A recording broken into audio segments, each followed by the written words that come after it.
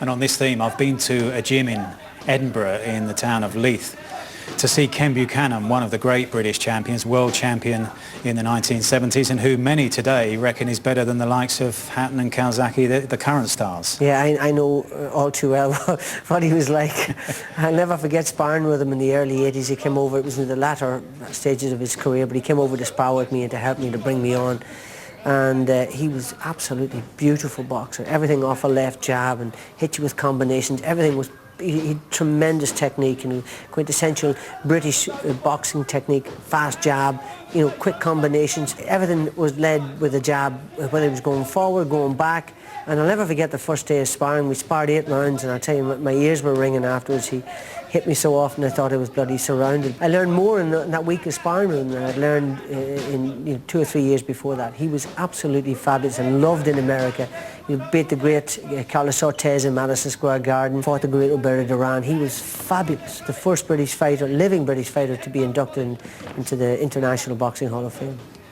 And that jab that you talk about, he was throwing virtually throughout the time that we were doing our interview, and believe me, it's still a thing of beauty. Buchanan with that darting left jab. He's great at slipping punches. Solid punches by Buchanan.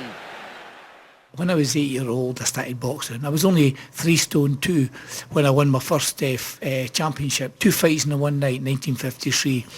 And I said to my dad when I come out of the ring, I said, right Dad, that's the first title. I said, I'm going to be world champion. He says, well, you stick in, son. He says, leave the women alone, leave the drinking alone, leave the smoking alone. I said, Dad, I'm only 8-year-old. He says, well, what I mean, sir, is when you get a bit older, you've got to leave, you can't have all that. I said, okay then, Dad, I'll leave all that alone. So I did, and I became the world champion. And to me, it was the greatest thing ever happened.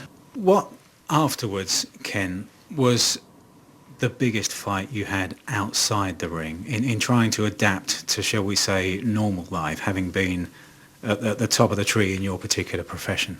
Well, I think it was taking on a hotel. I didn't lose a lot of money out of it. People say, oh, he lost thousands, he lost. I never lost that at all. A big banking company lost me my money. When people say I went bankrupt and all that, that is the biggest load of crap. Ken Buchanan has never been bankrupt in his life. Really? Because if you read about you, Ken, the phrase is he was in the gutter. How low was low for you? That was nothing like I never even reached a gutter, I never even got off the pavement. What about drink, Ken? Have you had problems with alcohol since you retired? Oh yeah, there's times I just get a bit fed up and I just go out and have a swallow. I go to pals, pubs and that, and where I'm not going to be abused. I didn't go stoned about pubs where nobody kens me, or they think they ken me, or they want to have a go at me or something like that. I just didn't do things like that. So have you used drink as therapy almost, Ken? Basically, yeah. I think I feel myself that, I've been to these people, and I tried to eat and that, but I just, I couldn't take it, you know what I mean? Or they could speak about, and I drink this, and I drink that, and I do this, and I do that. I'm thinking, well, no, I'm not as bad as that, pal, I get drunk, and fall about the place, but I have a lap. I didn't get any fights, and I didn't go fight with anybody, It has played a big part in my life, the drink, And, well, as I say, the drink caused the break up in my second marriage, not the first. But these are things that happen to you, I suppose, But it has been a big problem with me for a while, drink, Do you think that when you're talking about the treatment you've had from papers and other areas of the media, that it's only a bad news story about you that's worth reporting? Is that the sense you get? Yeah, I do get that, yeah. Yeah, I was reading one of those stories about when you were sexually assaulted by a male friend. That was happened years ago, and I come home, I had a good drink in me, and my girl had stayed with me the night before, and I was just lying in my bed, and I had the feeling there was something wrong, and then I thought, it's her. So I turned around to say to her, it was this guy lying in bed with me, and he had broke into my room, and I never even heard him, and I just laid him out, didn't I?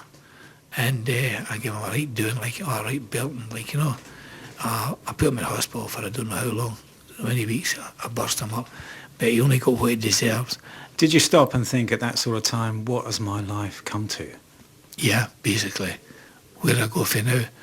And I started to work as a joiner back again, and that pulled me out of doldrums a wee bit, like, you know. And when you say, do you have anything to worry about, I've got a lot of things to worry about, like, you know, and just a lot of daft wee things that come up and what have you, like, you know, just stupid things. And you recently, Ken, sold all your championship belts, a very emotional decision. It wasn't so much selling them, it was me really saying to Willie, a young laddie, that I'll give you these belts, right, as long as you have them put in the museum in Edinburgh, so that they'll always be there. And but that's what was it. But they had to put the big front page, Ken has to sell these belts. I didn't have to sell my belts.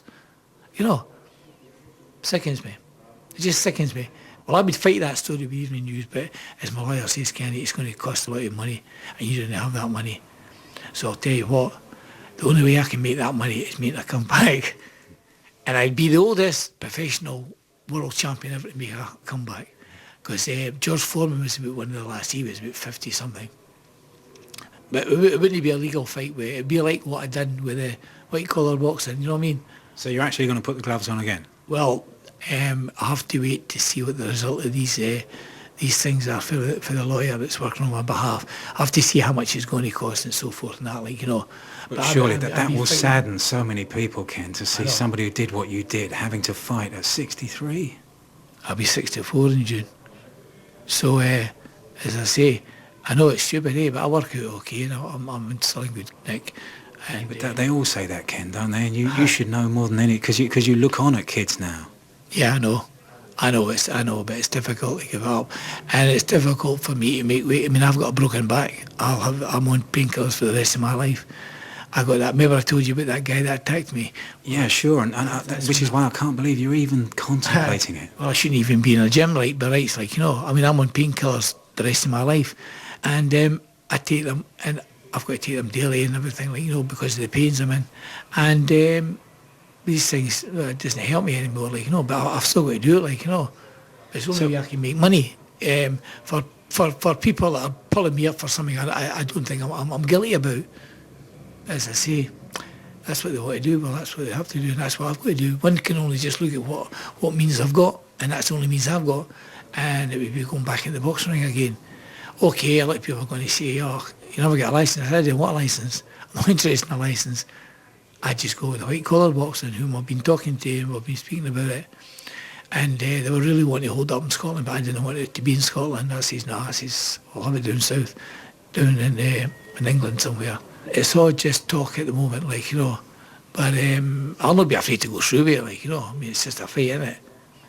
But all those, I mean, I have to tell you, Ken, when I was coming here, lots of boxing fans, boxing writers said to me, you know, that's such a sad story. And that's just going to add to it, isn't it, surely? Yeah, they can do what they can add what they want. They're going to add it anyway, aren't they? I mean,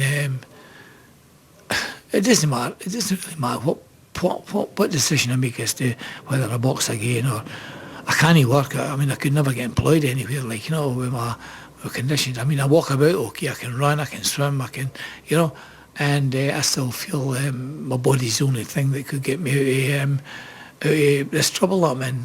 So when we use this phrase, Ken, as is often used in boxing, that the fighter's hardest fight is once he's retired. Is that the case for you? Yeah, definitely.